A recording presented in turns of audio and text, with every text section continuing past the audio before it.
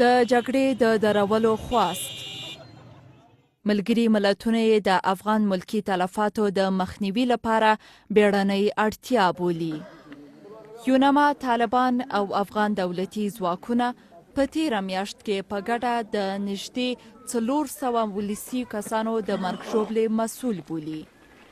کابل کې د ملګرو ملتونو دفتر وايي د ملکي تلفاتو په ډېرېدا او نړیوالو بشري قوانینو ته نه درناوی ډېر اندېښمن کړی دی.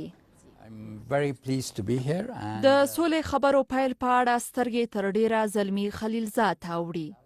افغان سولې لپاره دغه امریکایي استازی بیا دوحې او کابل ته په سفر وتلی چې له طالب او حکومتي چارواکو سره د سولې مذاکراتو د امریکا او طالبانو د هوکړې عملي کېدو او د تاوتریخوالي د کمښت په اړه خبرې وکړي.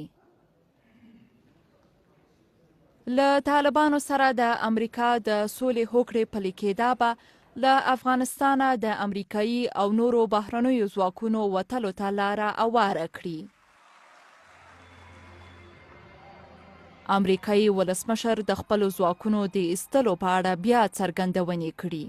وايي له پاتې کېدو یې ان طالبان هم پیسې ګټي.